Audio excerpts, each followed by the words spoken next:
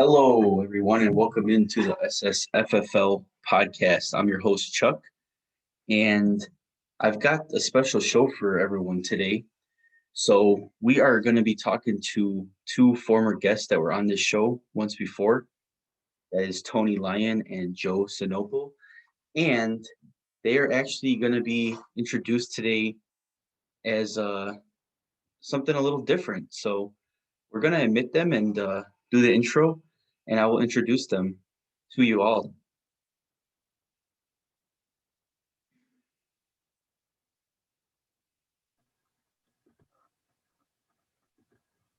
How's it going, everyone? Good. How are you guys? Doing well. So I admitted everyone, but I'm seeing Joe just joining in right now. So we'll stand by for a sec as he joins. But thanks for joining me today, Tony. Tony is one of the new members on this SSFFL podcast. That's a mouthful. And he joined us once before, earlier in the show. I think it was the second episode. So I appreciate him coming back on, but not only just coming back on this time, but actually being a co-host to me. Yeah, happy to be here and provide whatever little knowledge I have of football. We all have our own individual intellect on the subject. It's just nice to hear what everybody has to say about certain things. So, I think we need to start talking about former Commissioner Bob Mason and any scandals he may be involved in. It's debatable. I mean, I still don't think that that Pat Mahomes trade was really valid for basically getting Mahomes for a 9th round pick in return for a lower pick back, and then also just like they traded something in real life or some bowl like that. So I don't know what the heck that was all about, but whatever. Whatever. That's probably like one of the reasons why he quit, but who cares? Hey, Joe, welcome in, man. Who cares? Wow. Hello, I am here. Yes, Hello you there. are. And Joe is the other co-host to the SSFFL podcast. So welcome in, Joe. Glad to be here. Awesome. All right, guys. So we're going to get started on the first topic today. Got the tiers planned today for us, the rankings on different individual positions, players. So we'll start with running backs. Tony, why don't you give us your top 10 running backs for next year? So my top 10 running backs for the upcoming 2021 season, I'm still going to go with Christian McCaffrey first. If he has a bounce back, if he just recovers from injury and has a good offseason, he'll still probably be in top 4. And Dalvin Cook, just because he was so good this year. And then, Kamara at 3rd. Barkley at 4th, just because I believe in the young stud potential he has. Derrick Henry, I have at 5th. I did put Jonathan Taylor at 6. I do like him, I think, but I'm also an idiot, so do I know. 7, I have Aaron Jones, and then I bumped Zeke at 8, and then I have 9th Chubb because I got yelled at so much on this podcast, and 10 I have Eckler. Okay, man. Is that better, Joe? That I put Chubb a little lower? I love it. I think Joe would appreciate that Zeke ranking, but actually he might not appreciate that. He probably wants Zeke ranked a little higher, right, Joe? I have him at 2. You have Zeke at 2. Okay. I love it. So what are your top 10? Yeah, you need to beat the man. You need to beat the man. What's that? Like I said, I have 10 Miles Sanders, 9 Nick Chubb. Yep. 8 Josh Jacobs, 7 Jonathan Taylor, 6 Cam Akers, 5 Aaron Jones, 4 Dalvin Cook, 3 Alvin Kamara, 2 Zeke Elliott, and number 1 Derrick Henry, the train. Yeah, the guy ran for over 2,000 yards, so I wouldn't be surprised. I'm actually surprised with my own rankings now that I look at this again, and seeing that I have Derrick Henry number 4 on my list here, and the dude ran for 2,000 yards and like I want to say 15 or more touchdowns, and that's back-to-back years of like great performances from him as well. But the thing is, like, I Oh, really do absolutely. value. I really do value the passer, the pass catching back though. And for fantasy purposes alone, it's just more valuable. I mean, there's guys last year that, weren't even like the starter or didn't play that much, but still had a lot more fantasy points than other guys. I mean, Austin Eckler was one of them. He was injured for most of the year, but when he was in the game, he had maybe 9, 10 receptions a game at sometimes, and at least was guaranteed like 5 or 6. Then you got guys like, Zeke. Zeke has always been known for catching the ball as well. So he has to be ranked up a little higher. He might jump up my list a little more once I figure out what, is going on with Dak. The reason why I'm kind of lower on Zeke right now, I have him number 9. It's just because I don't know the situation there in Dallas. I mean, I'd imagine that they're going to try to sign Dak back again, especially like long term, but there's just no telling right now what's going on there. So There is for now, nothing he's mutual right now nothing mutual between him and Jerry right now. I've seen. yeah, So yeah. So I time will mean, who tell. knows exactly? Who knows though? Um, but the one that I wanted to point out on your list, Joe, is Cam Akers, because Cam Akers on my list is number 15. I do like his potential for next season. I do see him being potentially an RB1. I definitely think that he's going to be an Oh, I RB2 have for sure. two already. Yeah, for sure RB2 status, no doubt about that. But RB1 status is definitely in his realm as well. I mean, he showed a lot last year as a rookie. So why do you like him so He high did. like that? Why do you like him so high? Well, I like to think he followed in the footsteps of Dalvin Cook, that Florida State running game. Okay. Bless him. I So mean, he was good. He was good at Florida State, and he's transferred into the NFL. right. I mean, he didn't really catch a whole lot of balls last year for the Rams though. But if he's one of those guys where if they do get him involved in the passing game, I can definitely see him being one of the top backs. Oh, I do So too. what do you think about Cam Akers, Tony?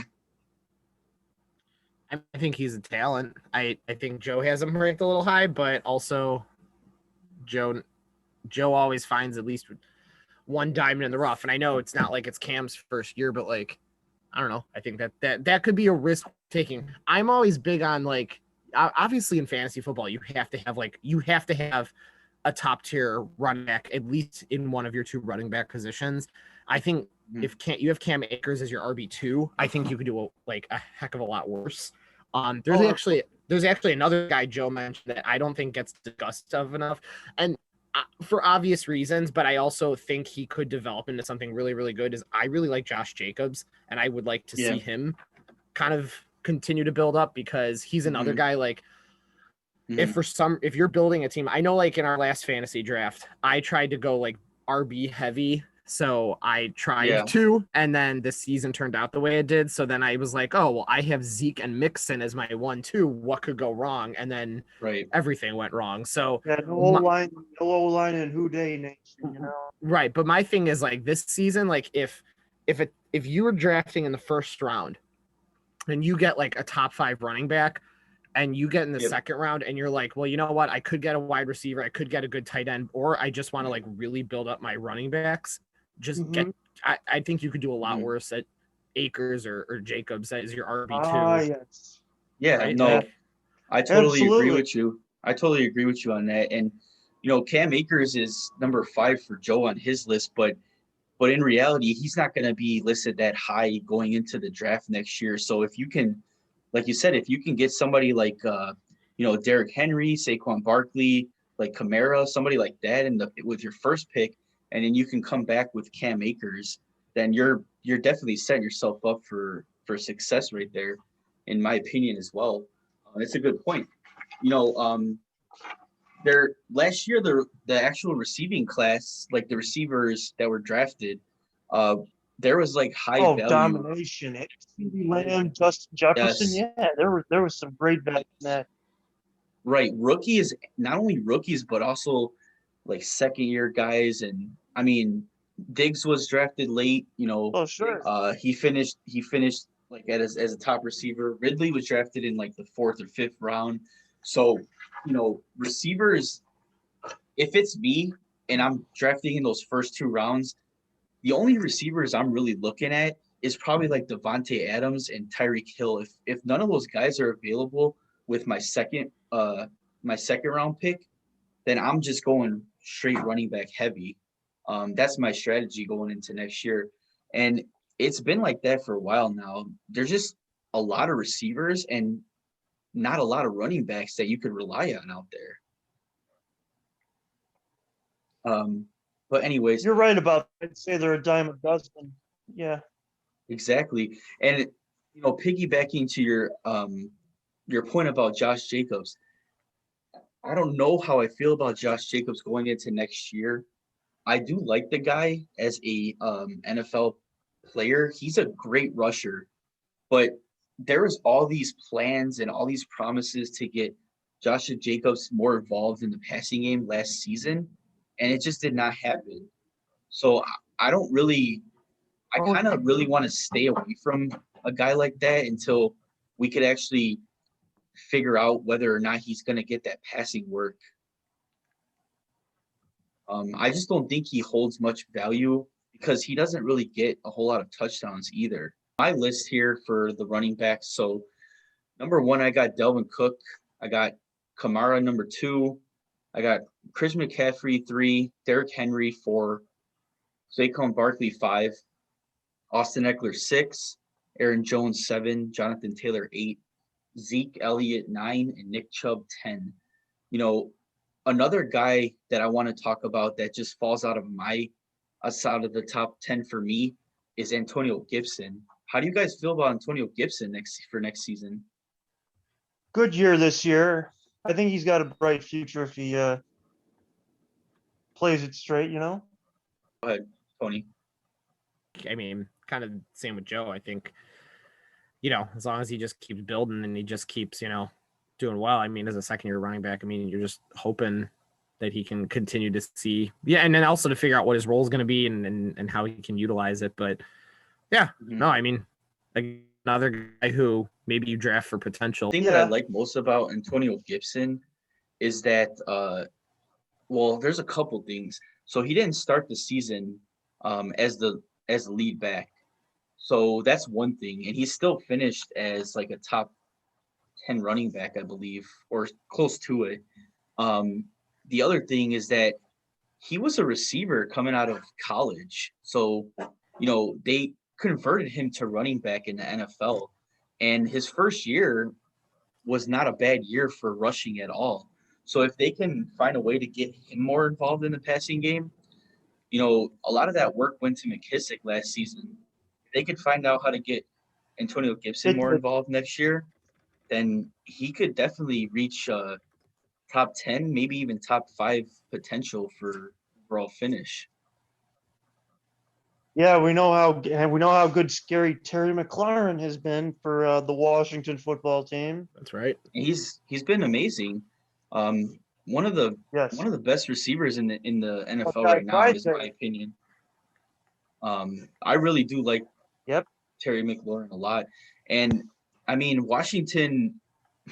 They're gonna need to get it done though. They need a quarterback. So Alex Smith is just not. He's not gonna cut it. Coming back from serious injury that almost basically took his life. We'll see away. Taylor Heineke and. Well, they did sign Taylor Heineke to a small contract, but I don't really think that that's their long-term. Yeah, I don't see. No, it's not. I don't see Rivera thinking that's their long-term idea. In all honesty, they could maybe look to make a trade to get one of the quarterbacks out there now on the trade block, or they can maybe just draft the guy in the draft this year. So, we'll see what happens. They're probably going to need to do that. hmm Are there any other running backs that have good value next year? I like David Montgomery, but I know he's not going to have any value. So I just like him. I like him as a running back. I just think because the Bears are what they are that nothing matters. I like the duo of Zach Moss and Devin Singletary. You do not. I do like it. What is there to like about that? I think it's a good 1-2 punch for them. Well, I really don't see that happening. I see them maybe even drafting somebody in the draft this year. If like a guy like Najee Harris falls to them, that's like an instant like, let me get him. There's no question about it. It would. But they need. I don't see that really happening. Yeah, we'll see though. I mean, he could fall that late. I mean, last year I think Clyde Edwards was the first running back off the board, right? Or was it Jonathan Taylor? Yeah. No, it was Clyde Edwards-Helaire at the end of the first round, yes, with Kansas City.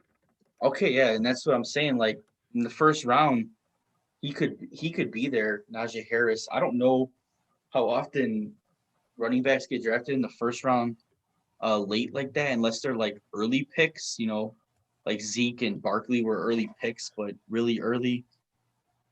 But they definitely they would definitely need to pull the trigger on that one if he falls to them. I really think that Buffalo is only a running back away from doing like serious damage and competing with Kansas City. So on to that they are. Yeah, for green. On to the next tier here. So we're gonna do the wide receivers here. I'll go first this time. So my I'm gonna start from the bottom and go to the top like Joe does. So number 10, I have Allen Robinson. Number 9, I got Justin Jefferson. Number 8, DK Metcalf. Number 7, AJ Brown.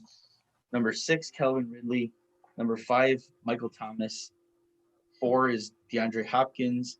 3 is Stephon Diggs. 2 is Tyreek Hill, and 1 is Davante Adams. I think that not even Davante Adams, yeah. Yeah, not even looking at your guys' sheet, I think that you guys have Adams as your number 1 as well, right? Mm-hmm. I actually have Antonio Brown as my number 1. Decided to go run. No, absolutely, I have Davante Adams. Maybe about like 5 years ago, maybe. Yeah, right. Yeah.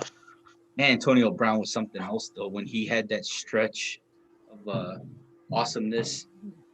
But anyways, yeah. So Davante Adams number 1. Where do you guys have Tyreek Hill on your list? 6. I have him at 4. Okay. So who's your top 5, Tony? Number 5, I have Michael Thomas. 4, I have Tyreek Hill. 3, I have Diggs. 2, I have DeAndre Hopkins. And number 1, I have Adams. That's who I would take. That was how I would rank it. So interesting. So why do you rank Hopkins higher than Hill? And I just want to know get your perspective on that. Because I think he's cool. I don't know. I think I don't know. I think he has the athleticism and ability to be like the best wide receiver in the game. I think. Well, yeah, maybe not the speed. Yeah, I get what you're saying. Yeah. But I don't know. I think. Yeah, he makes some pretty amazing catches. He really does. So. Absolutely does. I like that athleticism. He's kind of Randy Moss-like. I don't know. I think he has the skill set and he has the ability. I mean, you probably saw the news reports. A lot of people are comparing him to Megatron now, and of course, that's up for debate and everything. But I just think you got to think of his situation. Like you put DeAndre Hopkins on, like I'm just gonna say random teams, but you put him on the Chiefs, you put him on the Bucks, you put him. I don't know, on the Saints. I don't know, but you put him with like the right targets and the right people. Yeah. I mean, but like that, look where he's been. Like, he's been Houston, who, like, yes, they had a nice little one, but then things started falling apart. And then Arizona, I like Kyler Murray. Just, I don't know. I think if you put him in the right scenario, he's a fantastic receiver. He's a no-brainer number one wide receiver on pretty much almost every team in the league. And I don't know. But I think this is me with football drafting too much with like, oh, if I ran a team, this is what I would do, as opposed to what is the smartest for fantasy. So yeah, I would tell people if I was the GM of a football team, I would love DeAndre Hopkins. But if I'm fantasy, I like him a lot, and I maybe I overvalue him. That's possible. But who knows? Maybe Kyler Murray gets, a fire lit under him, and just him and DeAndre just build chemistry. And it sounds like DeAndre Hopkins like at least wants to do good stuff in Arizona. Like, he's trying to like recruit people. Like, you've seen the whole thing about him trying to get JJ Watt for whatever that's worth. But like, I don't know. I maybe if you just light the fire under him and you just put him and Kyler Murray and just get them going, that could be lethal. Oh, I mean, it very well can. Yeah, I agree too. Like, I totally get all your points; they're all valid, and it's a good point. And you seem like everything that you've said right now really does point out to me that you do really love, DeAndre Hopkins, and you would really, that's why you would take him that high.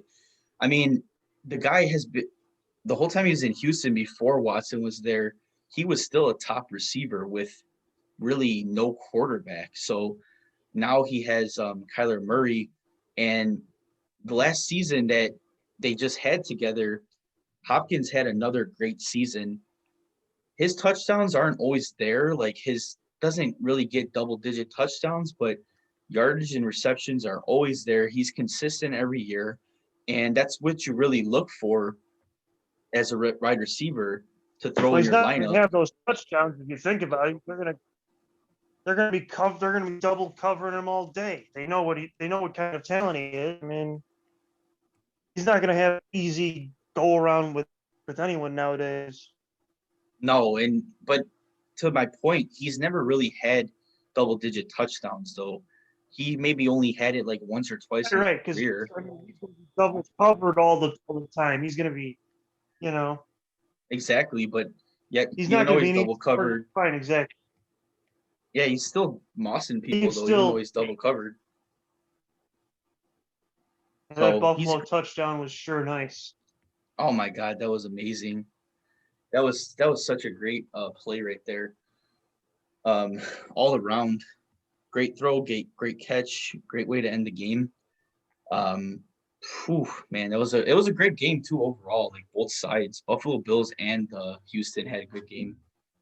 Okay, good conversation. I like it. So, all right. So, Joe, what is your list for receivers? At 10, I have Amari Cooper, just because you have to have one of the three-headed Dallas Cowboy monster receivers. Number 9, Keenan Allen. 8, Michael Thomas. 7, Mike Evans. 6, Tyreek Hill. 5, Justin Jefferson. 4, Calvin Ridley. 3, DK Metcalf. 2, DeAndre Hopkins, and 1, Devontae Adams. Okay. Where did you have Justin Jefferson ranked? 5. I think he's like the second coming of Randy Moss. He could very well be. He broke Moss's rookie record. He broke Moss's rookie record. So, and I think he now holds the overall rookie record for most yards in a season. So, pretty amazing first season, to say the least, without any sort of preseason or training camp or anything whatsoever. He didn't even start the year like as a starter. I mean, so that was like maybe anything. That wasn't even a full full NFL season. And now they're in talks about expanding his season and making like one more game on the season as well. So that gives him another opportunity to get some more yardage. Yeah, it's going to be Right. I think he's going to have a really good second-year season, and I definitely, depending on where he's going to be drafted, I'm definitely going to be looking to get him on my squad next season. Did you have AJ Brown ranked at all on your list or no? I did not. Tony, did you have AJ Brown on your list? I don't think I did. No, I'm going back to it Okay. now. Just lost it a second. But yeah, no, I did not. No, but I would definitely say he's top 15. Solid top 18. receiver, yes. Yeah. Solid But receiver. I don't know. I didn't put him top 10. The thing about Antonio Brown, Brown, the thing about AJ Brown is that, I mean, this is only his third season coming up right now. This year he Right. had some injuries that held him out for a couple games. In his rookie year, he didn't start the season as a starter as well. But if you look at the last two Right. seasons by him, he's heavily involved in the offense. I mean, he's a deep threat. Yeah. He's a good route runner. He can get up. He's a big Right. dude. He can get up there and catch that ball and pull out the air. And eventually, he could be a red zone threat too. I mean, they have Right. Derrick Henry there, which is probably one of the best running backs of all time. You know, Yes, but remember when we're all the said and mistake they done. made by picking Corey Davis, number 7 out of Western Michigan. Who I would mean, I you don't think think that that they paid would? dividends for Definitely not what? number 7. No. Corey Davis that year? No, they took Corey Davis that year.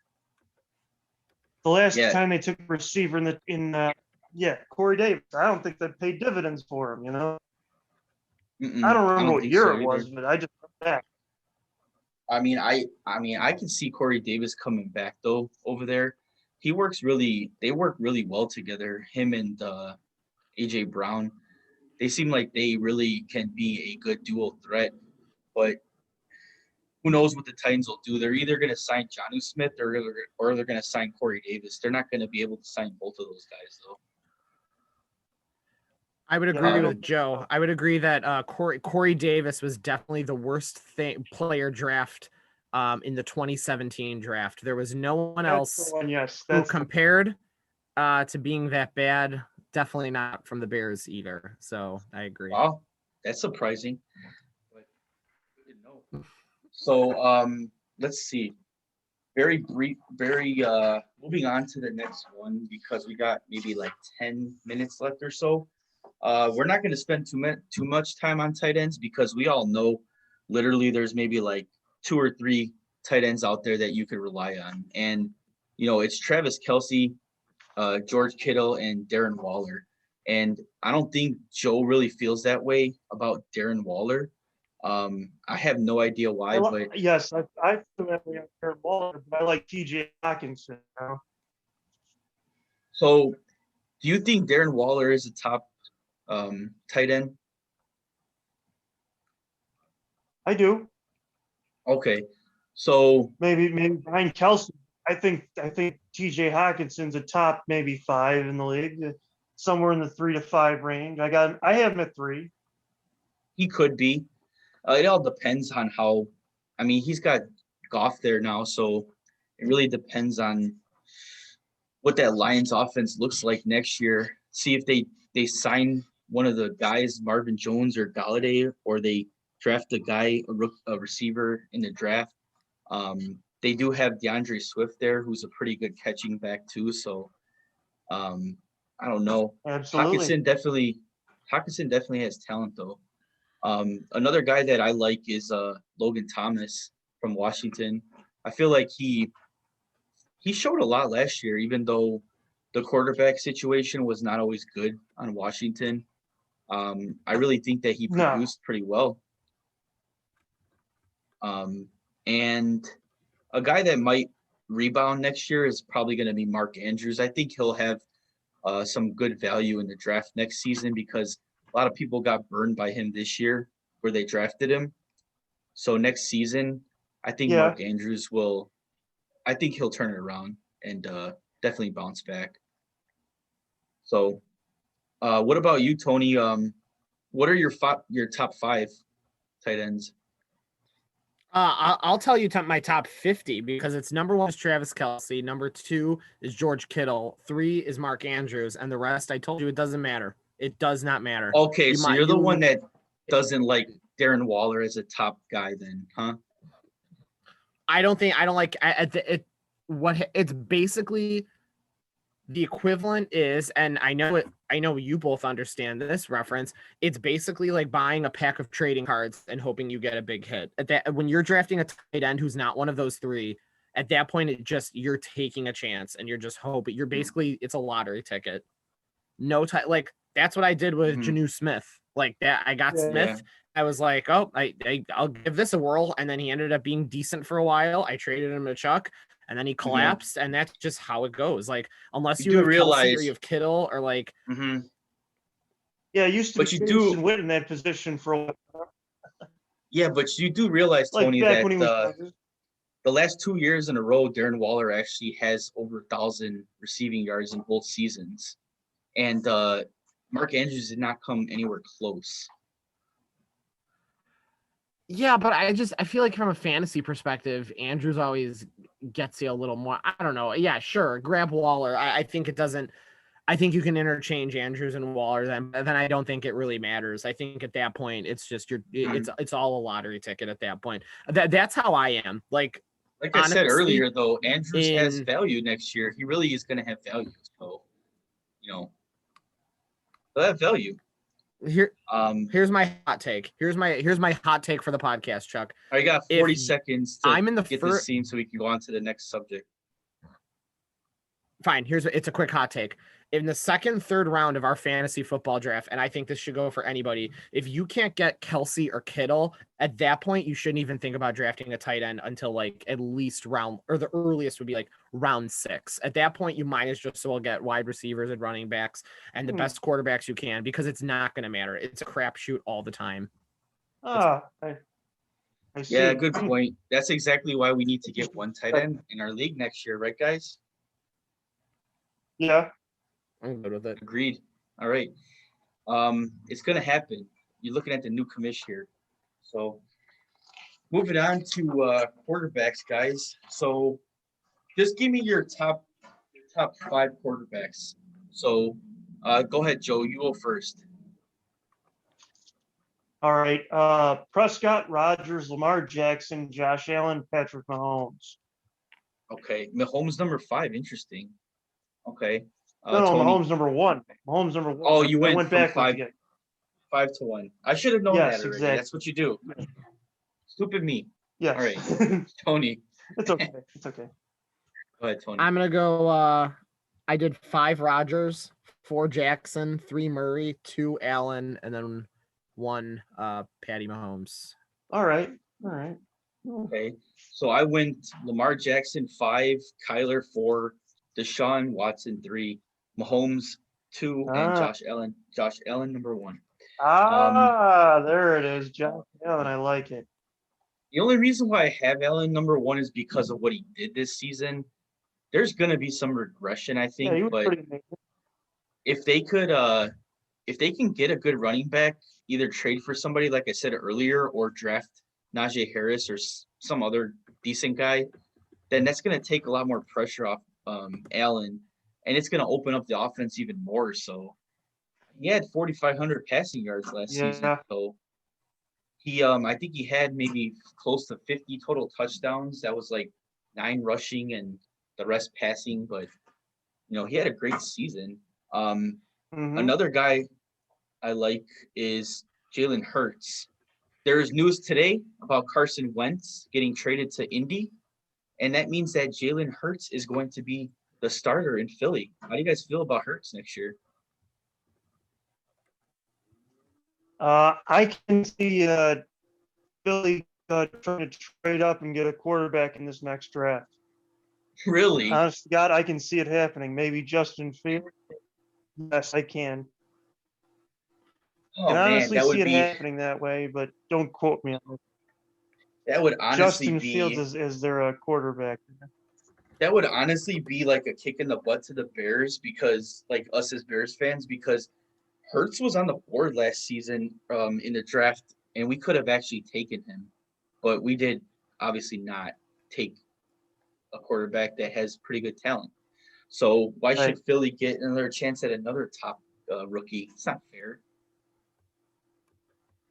Man, so disappointed. They could always with the try to Bears trade up for it. quarterbacks. It's been really disappointing 20 plus years as a Bears fan, to say the least. It's like one Super Bowl appearance, maybe a couple playoff appearances. That one season where Cutler took us to the NFC Championship and then just sat on the bench like a little baby because he was hurt, apparently. And then that was it. Right. After that, it was just a bunch of nothing. Like, they had that game where Parkey missed a field goal, and ever since then, it's just like this last season, I did not want the Bears to make the playoffs. I really didn't want them to make it because I wanted them to get a higher draft pick, and I really believed that they weren't going to do anything. And sure enough, they didn't do anything. Well, They got blown up by the Saints. Playoffs as a wild card would have. Well, even if they were to make the playoffs as a wild card, they would have been embarrassed by someone. I mean, I couldn't see him doing much in a playoff game this year. So, yeah, man, it would have been nice if they would have got a higher draft pick, because we know how well they do with high draft picks, right? Kevin White and Mitch Trubisky, they do very well in that regard. Hey, come on. Yes, I know. yes, we know. We established a million times that they suck in the first round. So I guess maybe they should just trade their first round pick this year too. Why are we going to draft in the first round if we never do good with it? I don't know. I think that if they're really gonna draft a quarterback this year, they're gonna have to move up if in the first round. I don't know if there's gonna be anybody there when they There's pick no at doubt 2. on that one. But I really like Trask. If they can get Trask, I think that's a good pick. So we'll see what happens, man. I don't know what they're gonna do. I really don't. Right. No one does.